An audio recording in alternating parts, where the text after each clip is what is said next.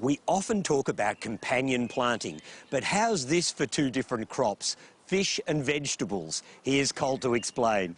Look at these veggies, they're really doing very well, but they're not growing in any soil, and they are growing organically, thanks to the help of these blokes swimming down here. Now, those are good tomatoes.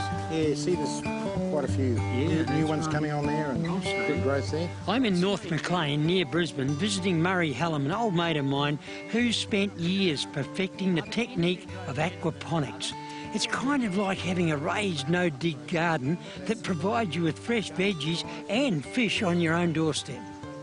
How did you get started, Murray? I'm a boat builder by trade, and a little bit short of 5 years ago, a customer of mine was telling me about how he's going to grow fish and plants together. And I was totally astonished because we'd just come through this long drought in Queensland, as you remember, and our dam down the back was totally dry, and I hadn't been able to garden for about 2 years.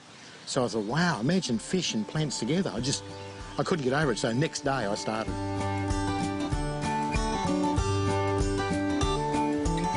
Tell me about the basic arrangement of a system. Well, the basic arrangement is we have a fish tank, which is down lower. We have a cover over that because the fish like to be kept in semi-darkness, actually. They feel comfortable with that. We've got a pump in there that pumps the water up to the grow beds, and the grow beds, of course, have our plants growing in them, and they need full sunlight. And when the water has travelled through the grow beds, it returns by gravity to the fish tank. So we're only pumping in one direction. So it's a beautiful, simple system that really, really works. The principal thing that fish give off is ammonia.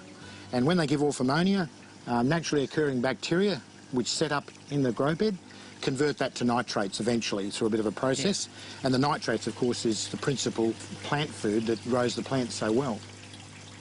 Murray, how do we go about setting up a system? Well, Colin, there's two ways. You can either buy a ready-made system or you can do it yourself, and so many people opt to do it themselves. The components you're going to need is a fish tank and some sort of gravel grow bed to provide the bed part of it. And we'd need a water delivery system, so that consists of a pump and some pipe work that brings the water from the fish tank into the gravel grow bed. And then we need to return the water from the gravel grow bed, which is what this componentry is about, back into the fish tank. Now, the growing media is important as well.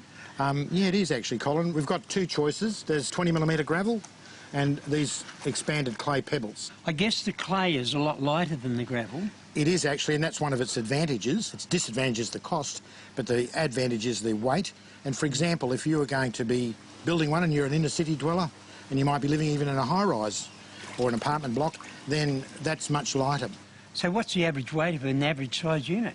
Well, an average size balcony system would weigh close to a tonne, actually, believe it or not.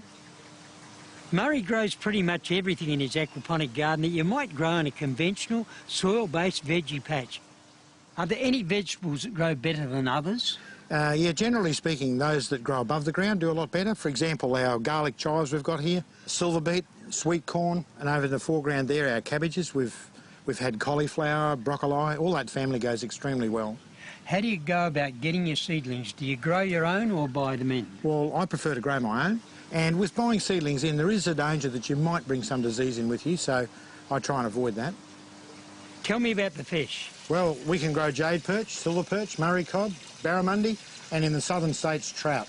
So it's important to choose a species for your particular climate? Yeah, it is, because otherwise we may have to heat the water or cool the water, depending on where we are, and that becomes very uneconomic. So what have you got in the net? I've got some jade perch in here. And how long will it take for them to get to plate size? Well, they take about 12 months to 15 months. Actually, we've got two jade perch and a silver perch there. Beautiful fish, ready for the plate. Keep in mind that aquaponics is not for the faint-hearted. It costs a bit of money to set it up, and it takes some effort to get the fish and plant balance working correctly. But it's great if you're looking for a gardening project that's sustainable and has the added bonus of fresh fish and vegetables. Well, that's all we've got time.